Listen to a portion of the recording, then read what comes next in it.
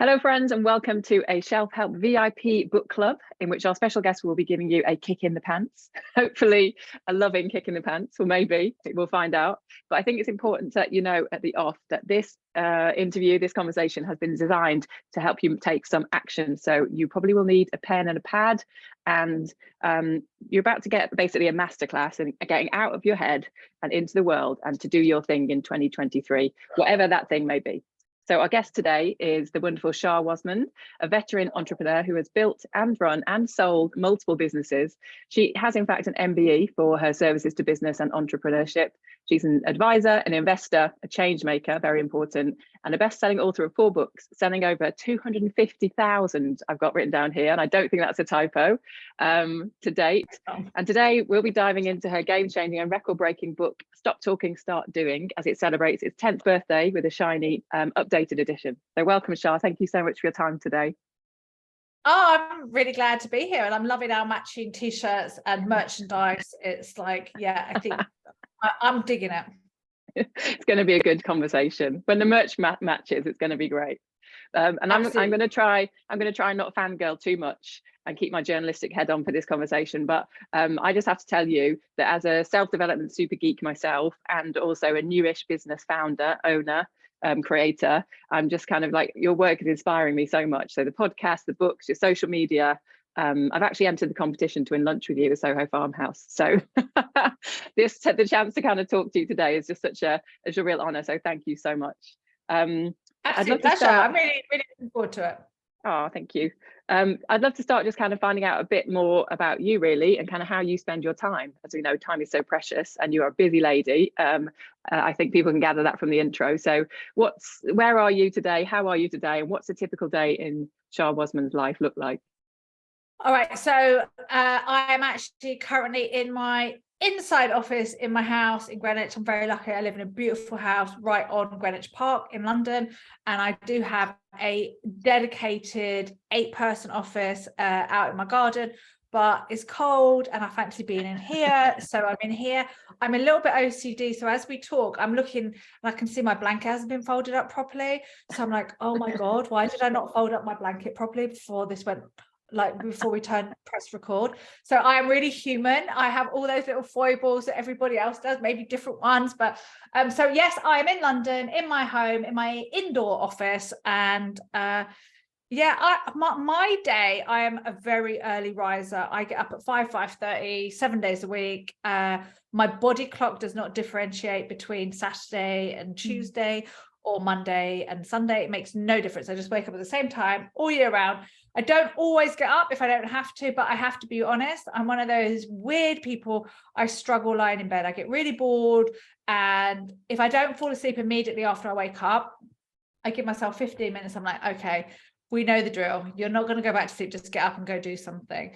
So my typical day is right now, as I said before we started recording, I am absolutely obsessed right now with my fitness, and so I am training 5 days a week in the gym and proper hardcore training, and I feel so much better mentally when I feel better physically. So for me, it's really important.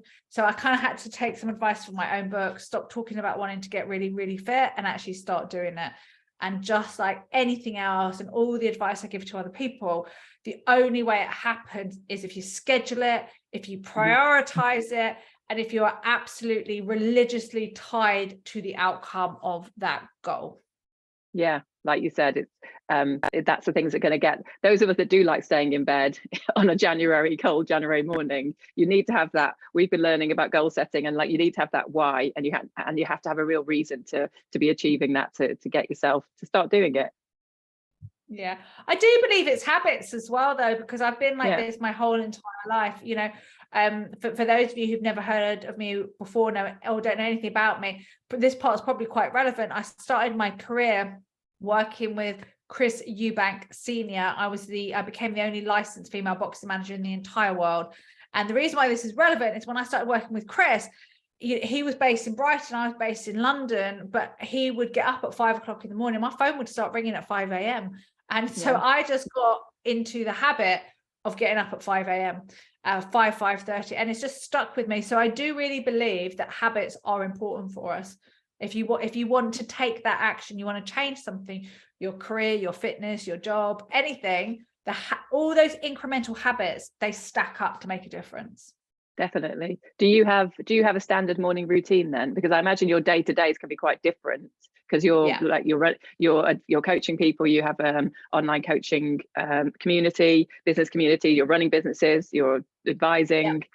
So do you have? I mean, we've got a SaaS platform in Skunkworks, so we've got a secret project going on with quite a big team and quite a significant investment. We then have, I have a handful of private clients, but really not that many, like 5 a year. And then we have our online programs, but I have a team to support me on all of that side of it. I have a lot going on, but my routine, I'll be honest, is pretty much standard.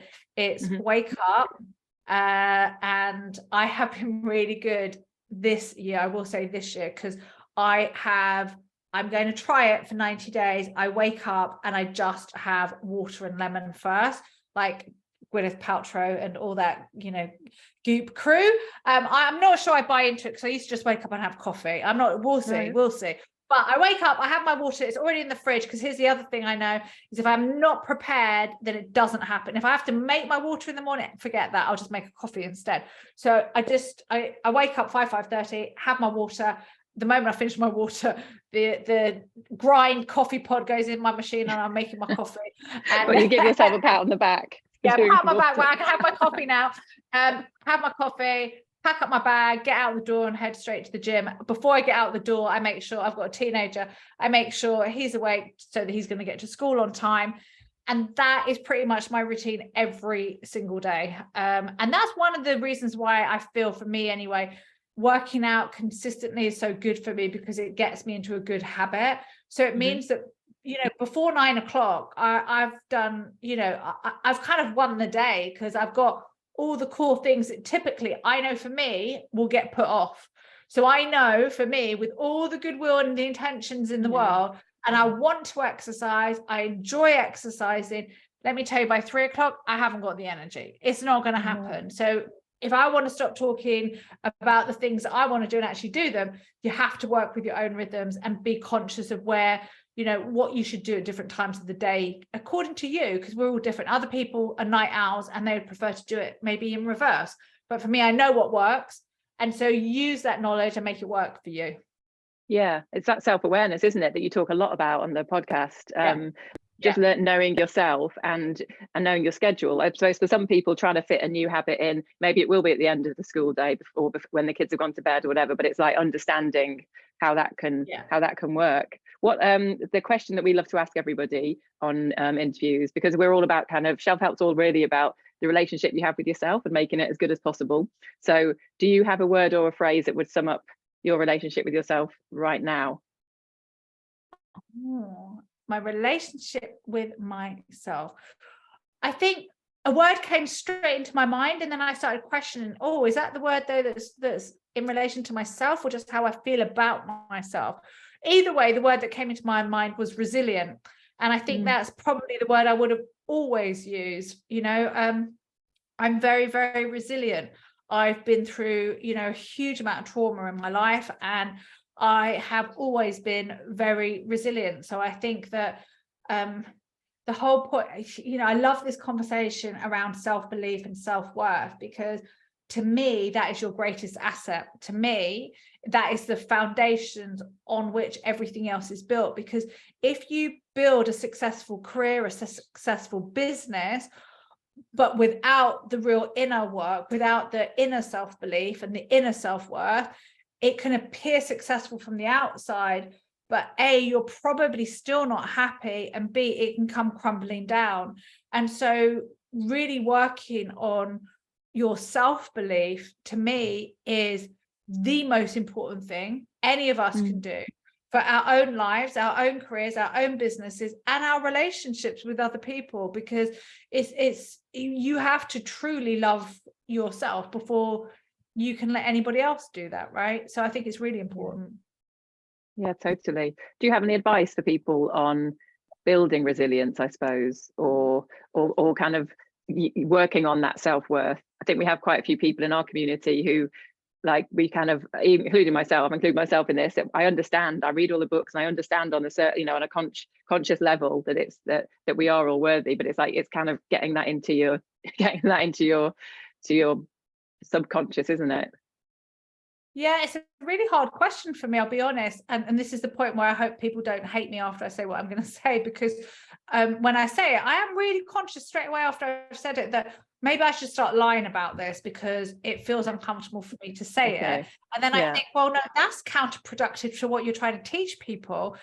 And the truth is, I have always had inner confidence and self-belief, no matter what has been going on in my life, no matter how bad things have got. And this didn't stem from me being successful. I'm talking about from a very, very, very early age. I mean, like, you know, probably before I was even 10 years old. And I think part of that, though, was because I had to grow up very quick. My dad was, you know, super violent, abusive, a narcotics abuser. I mean, I had the most awful, dysfunctional childhood.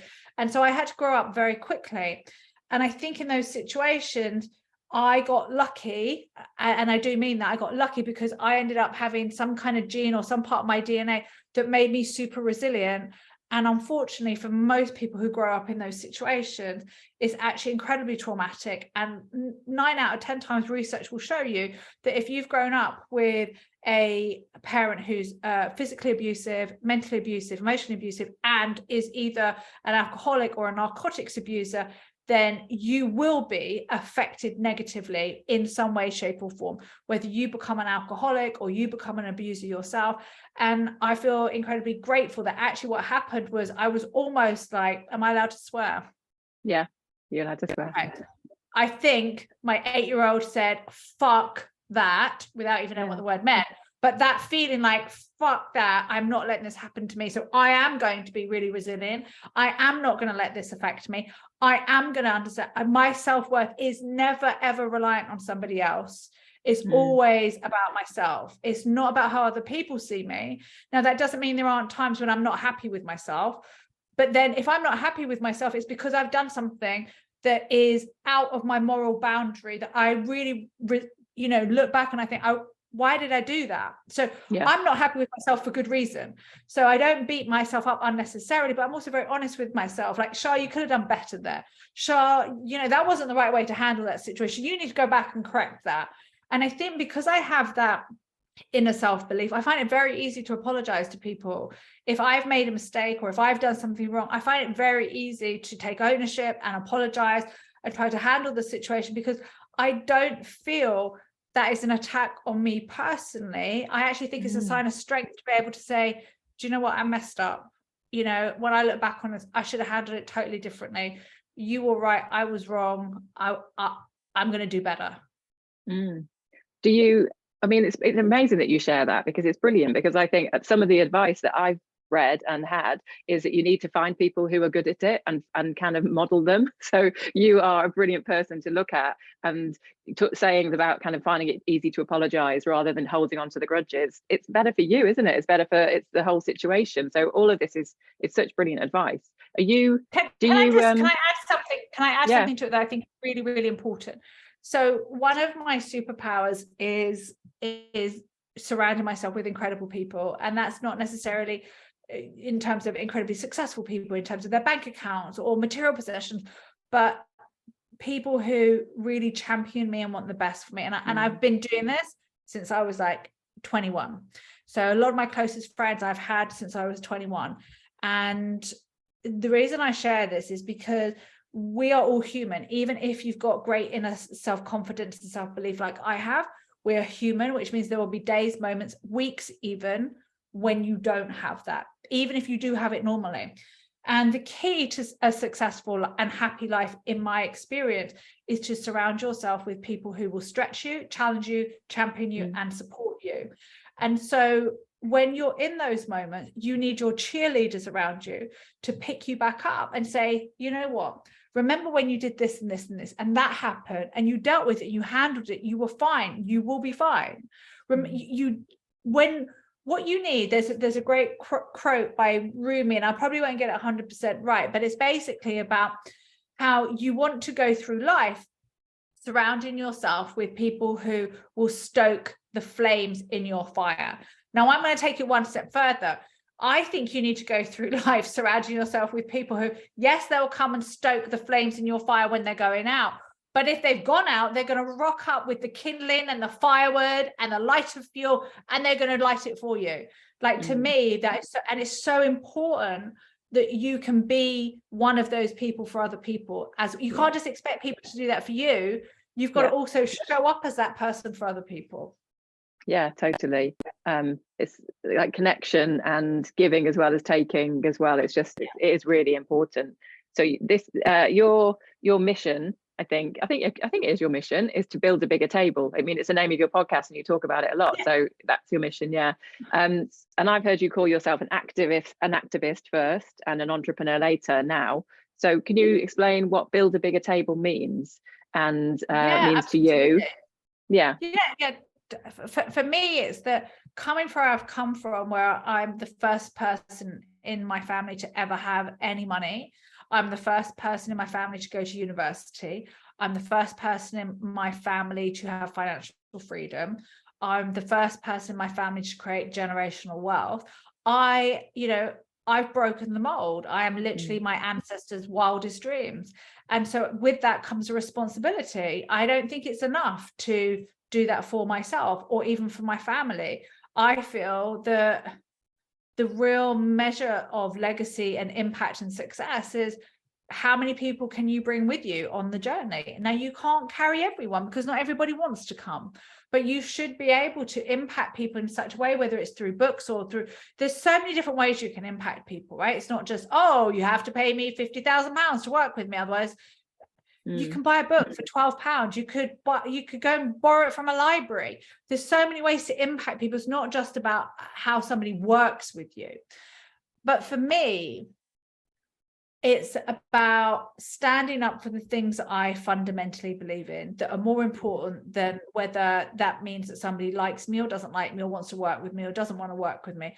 I am very vocal about talking about equity, not just equality, because they're different things and most people don't really understand that. I'm very vocal about speaking up about gender issues and gender rights. I'm very vocal about speaking up about Black Lives Matter. My son is mixed race. It's important to me. It matters to me. And I feel that if we can't stand for something, then actually, what do you actually stand for? And so I believe that when you have a platform, that platform carries a degree of power, and that power carries responsibility. So I feel it's my responsibility to use that platform wisely. And the best way I think I can use that is to encourage people to have maybe uncomfortable conversations around things that they don't feel comfortable about, but are actually really important to them and to their wider community. And then as an overarching mission for me, it really is, how do I empower people to do this for themselves? Because I don't want to be a guru who's telling you, I can make you this, I can make you that.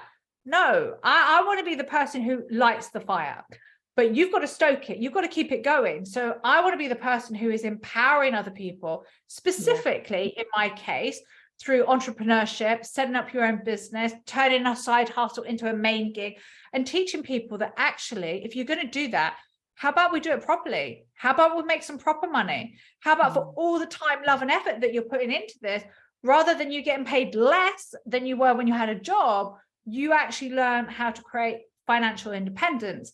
And for me, that's really clear. That's the point where for the vast majority of people, if you were able to take home 10K a month, and that's take home, not your business make 10K, but actually take home 10K, you would create a surplus. And when you have a surplus of income, you're able to then start using that surplus to invest into other assets. And that's a whole other conversation. But the point is, I'm all about creating generational wealth, because if we can't change the future of where our kids and our grandkids are born, then we're never going to change, and everything's always going to be hierarchical. And I just don't believe that hierarchy has a place in 2023. No, so brilliantly put. And guys, if you're interested in learning more about this, which I know that you will be now, then go to the podcast if you haven't listened to it already. For Shaa as well, that's such a good lesson. It's like you can make money and still work in alignment and live in alignment with your values. In fact, that's what we should all be doing. And I'm sat here with a t-shirt on that says reassuringly expensive, because I value myself and I value my time.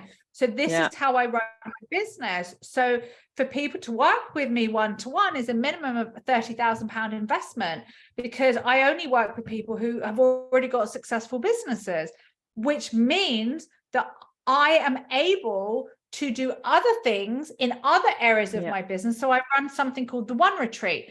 And it's a 3-day retreat for women, specifically only women who run their own businesses, but I'm able to run it at cost, not for profit.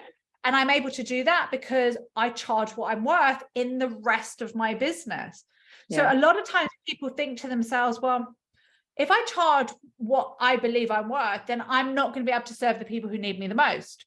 And I think this is a story we tell ourselves to make ourselves somehow feel better for undercharging, which is batshit crazy on every level. Why not charge what you're worth, what you deserve, and for the results that you get for people? And then, because you're getting paid what you're worth and what you deserve, you are then able to do things where you don't worry about what you're charging. Maybe you give away some pro bono work. For me, I run a retreat usually twice a year. If you think about it, that's like 10 days of my time. I don't get paid for any of it. I run it at cost, and I'm able to do so because I charge what I'm worth everywhere else in my business. Yeah. And you're doing that because it's something you get massive satisfaction from, or because it's important, you think, for the community? Both. Being honest, selfishly, I absolutely love running the One Retreat because we've been named by The Guardian as one of their top 10 business events of the year. I think top 5 retreats. The feedback, I mean, I don't think we've ever done anything that's had such consistently overwhelming feedback. And I would say over 90% of the feedback is 2 words: life-changing. And people throw that around, and it's almost like it's a marketing term. But I really believe this is accurate for this event. And the interesting thing is, I asked myself this question: is it because we're running this without any monetization? Is it because we're showing up at this event, giving everything? I mean, even the crew, so all the crew who come to help, we have a really high ratio of crew to attendees. So everybody's really, really well taken care of. All the crew have previously come to the event, and they're coming back, giving up their time for free just to give back. So I think there's this kind of this camaraderie of paying it forward that is really valuable for people. So I would just say, in answer to that, charge what you're worth in the main areas of your business, so that it allows you choice and opportunities to do things where you don't have to charge, or you can run things at cost. And that's how you take care of everyone.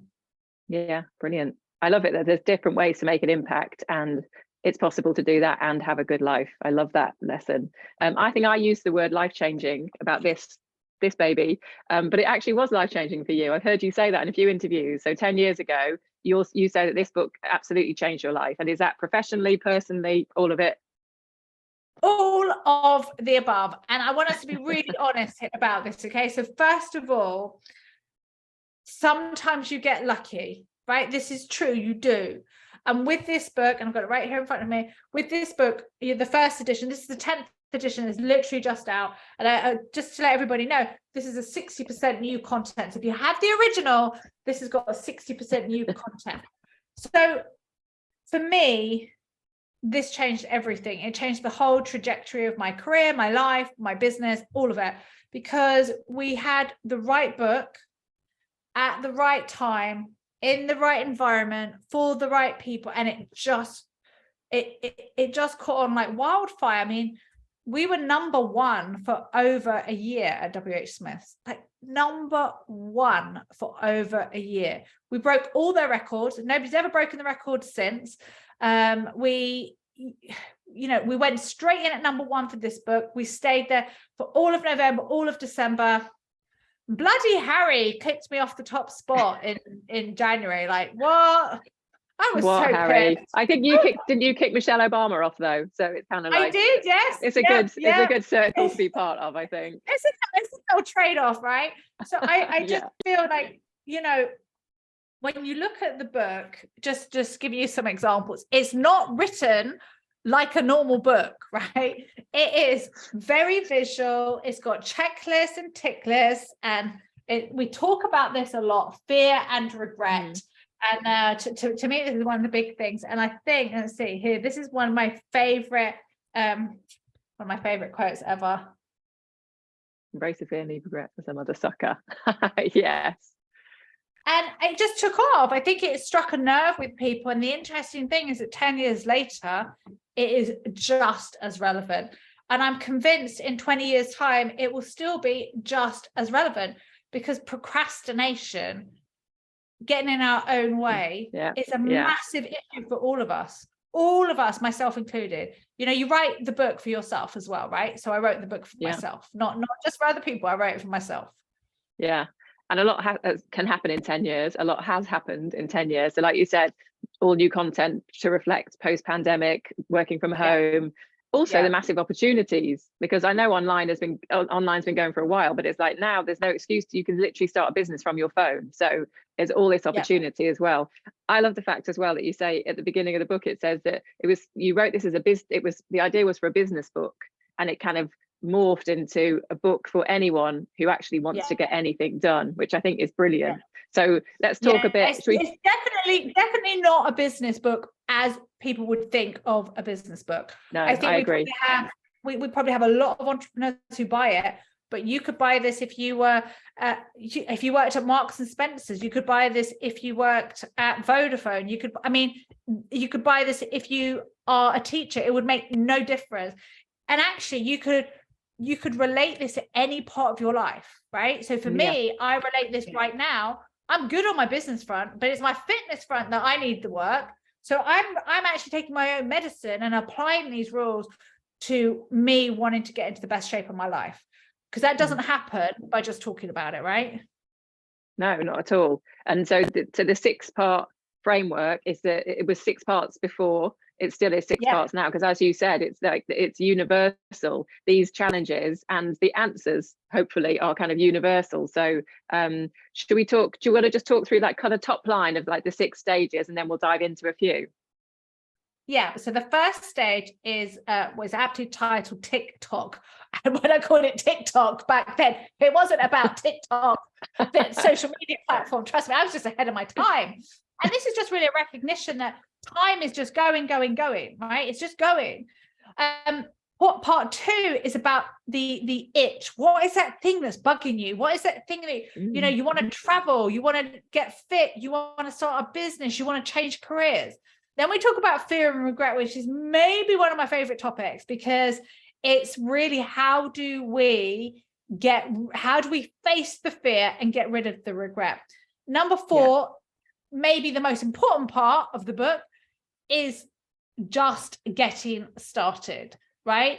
So how can we actually just get started? So we know all this, we've accepted all this, but now what? The point really is creating momentum. Number 5 is all around the art of decision making. And actually the key is to make less decisions, to make life easier, to stack the odds in your favor.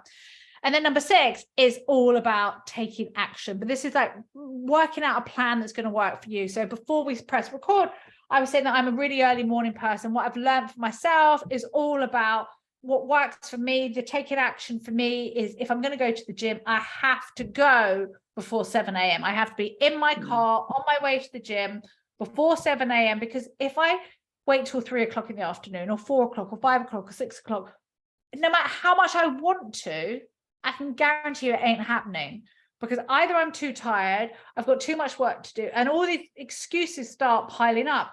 So I now know through self-awareness, but also planning what works for me, if I want to achieve a goal, I had better make the goal work in my time frame. And that means setting my day and myself up to get the most out of it. Yeah. Do you get your fit kit ready the night before? I imagine you do. I do. I've just realized if I don't do that stuff, it just doesn't work. I get everything ready, all laid out. So I can wake up, pick everything up, shout at my son to get him out of bed, set 25 Alexa alarms before I walk out the house, grab my coffee, and then out the door. And out the door. It'll happen. Let's dive into part 3 then. It is, I think fear, because you were mentioning that's your kind of favorite part. And look at the book, look at the page that I also posted because on the opposite page, guys, is basically a whole list of all the excuses that we all love to come up with. Not enough time. When I do this, I'll do this, all that kind of stuff. And that's what we should do with them all, right, Shaa? Get rid. Yeah, you just got to get rid of them. You just got to flush them all away, because the other way of looking at this is the if, when, then syndrome. If this happens, then I'll do that. When the kids go to school, then I'll do that. When I've lost weight, then I'll go to the gym. I mean, that one just makes no sense to me whatsoever. If I get a promotion, then I'll think about moving. And all of these things are the brilliant one that I see so many of my friends do. They just keep telling themselves they just need one more qualification. When I've done that course, then I'll launch my business. I'm like, what? Yeah. You've been doing courses for 12 years. So I think that the issue between fear and regret is this, that in the moment, fear appears this great big thing right in front of you. And so it feels overwhelming. And regret is something that you can kind of put off over there. However, the reality is fear is regret far outweighs fear. And that's one of the images I've got in the book, because I want people to understand that it's almost like short-term pain for long-term gain, right? So the fear of doing something is real, but you know what? It's kind of like a balloon. And if you take a pin and you prick it, it pretty much disappears immediately. The moment that you start taking action and consistent action, the fear literally shrinks in front of you. It diminishes immediately. I'm not saying it goes away completely, but it diminishes, and it's certainly manageable. But the regret keeps building up, because even right now, how many people regret not starting a pension sooner? How many people regret staying in a relationship longer than they should? How many people regret staying in a job longer than they should? Regrets are the things that we look back on and we wish we'd done something different. So for me, this chapter, fear and regret, is so important to understand the difference between the two. And actually, unless your life is at risk, if you've got that kind of fear, that's a different conversation. But the conversations that we're talking about here, fear is a really good thing, because fear is telling you you're about to get out of your comfort zone. You're about to do something that is making you uncomfortable, but you would only be contemplating this if it was something that you really wanted to do.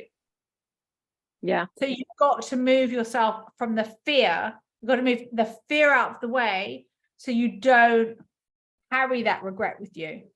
And I think when we think about it like that, when we think fast forward, how am I going to feel if I don't do this? How am I going to feel in 5 years' time if I don't do this? And so let me just liken it to my fitness right now. So I'm only little. I'm only like 5'4". And right now, I'm carrying an extra 20 pounds.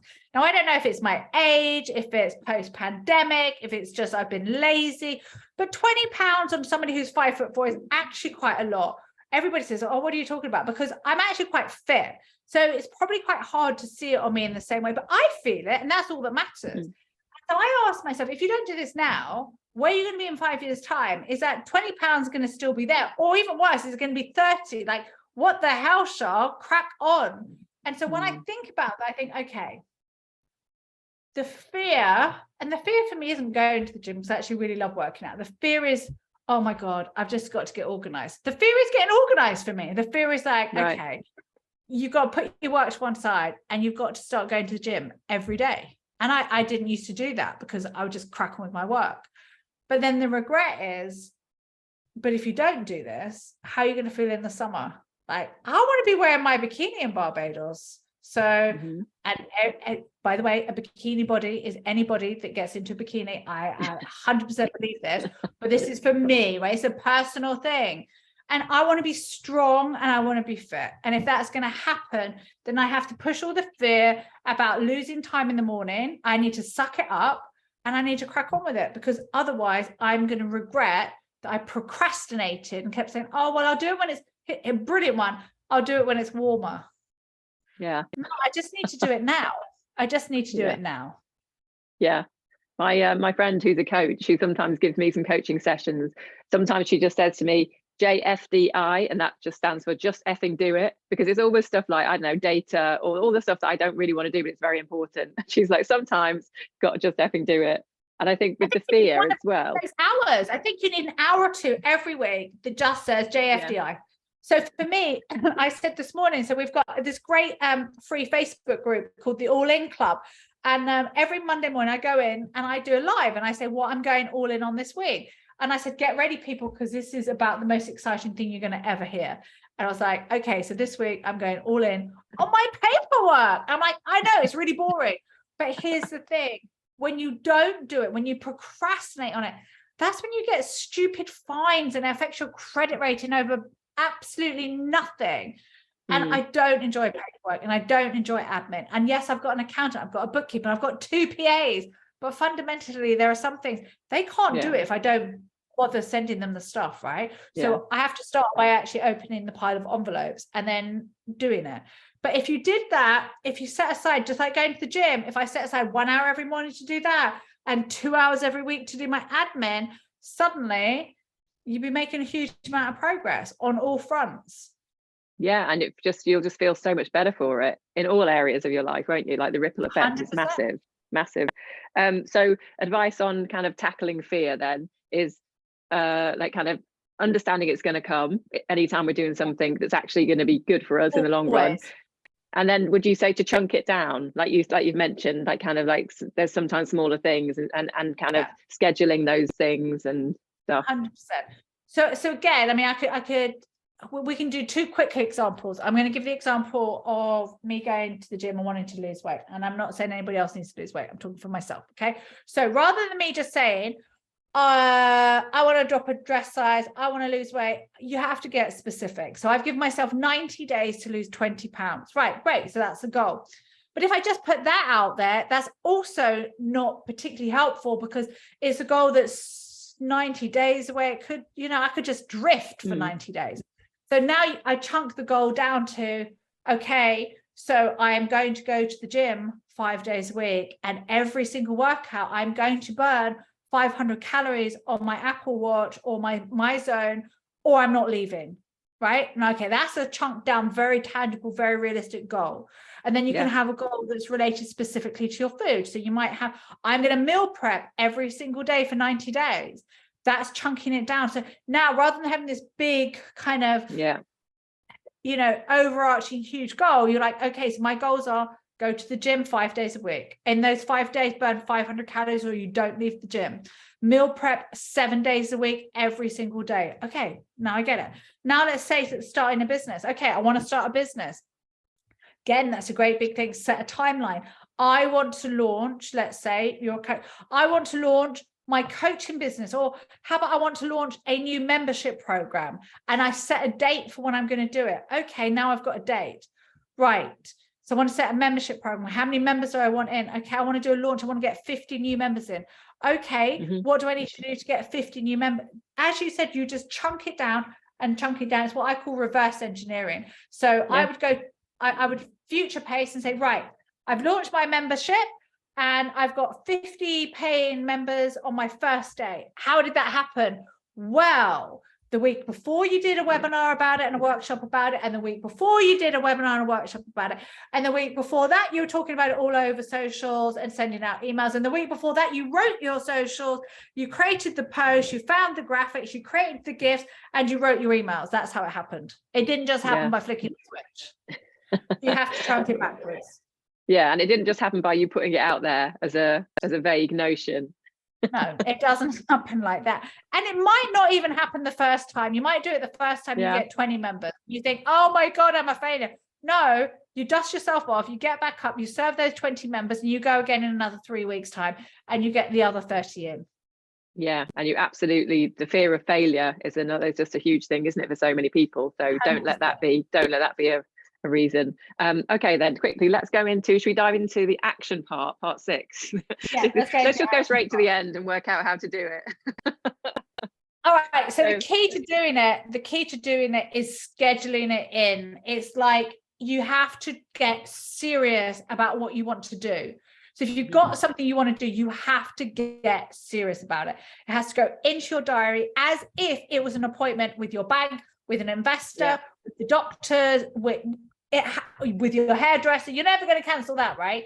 You can't move, right? You can't move these things. You can't move them. So it has to go in and it has to be scheduled. You have to take it seriously. You have to create habits around it. But here's the great thing about taking action is you gather momentum. And one of the easiest ways to gather more momentum, quicker, faster, and probably keep it going longer is to start surrounding yourself by like-minded people. So if you're in business, then you should come and join the All In Club. It's completely free on Facebook.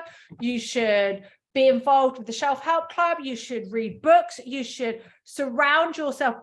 Crucially, as much as I love books, I'm a big book person, I'm a big author, actually community is really, where are those people who are going to be of a similar mindset to you? Because the more you can hang out with people, even if it's just online and not in person, with people who are also achieving goals, with people who are also wanting to start doing something, the easier it is for you. So I think that's really important. You've got to, it's about when you're taking action, stack the odds in your favor. And there's lots of ways of doing that. Surround yourself with the right people, surround yourself with the right community. And you asked me about laying out my workout gear before I went to sleep. That's about stacking the odds in your favor. That's about taking action, right?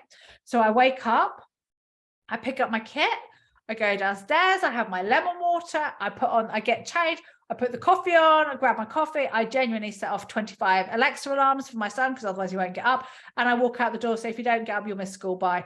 And I'm out, but I do the same thing every morning, right? Now, if I woke up and I thought, oh, what am I going to wear? That's another 5 minutes I've lost. Oh, I need to go and make like some lemon water. Oh, I can't be asked to do that. Oh, I just take the coffee. You have to make it you have to make it easy for yourself to succeed. Make it easy for yourself to succeed. Stack the odds in your favor.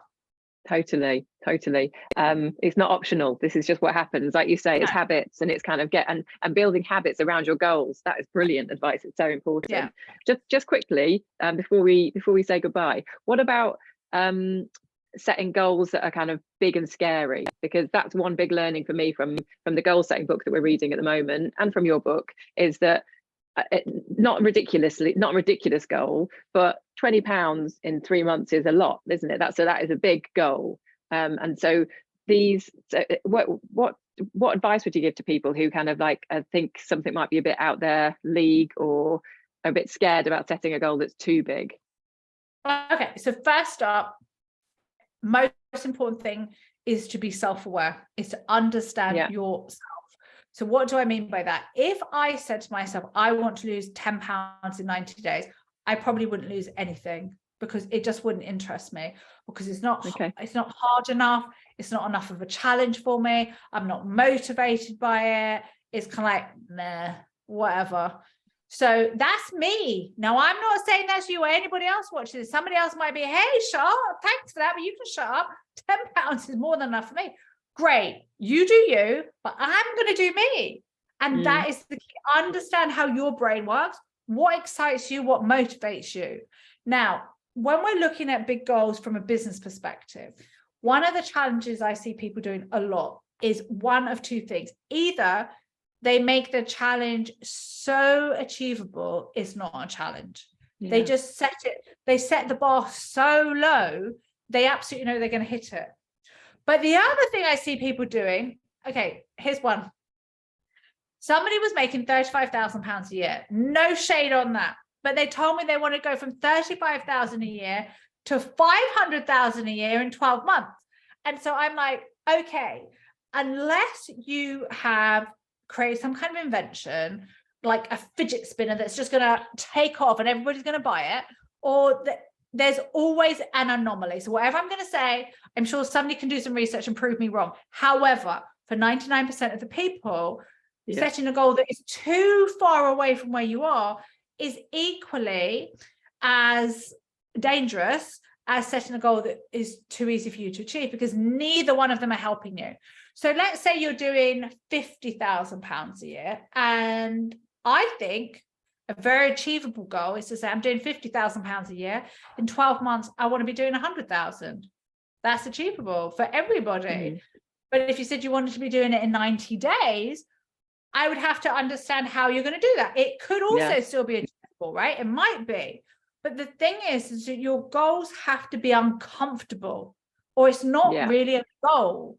It's just a thing that's going to happen anyway, right? You know? So what's the difference between something that's going to happen anyway or a goal that's a challenge, that's a stretch? You have to feel like it's got to make you feel a little bit uncomfortable. It's got to be a challenge. You've got to put work into it to make it happen.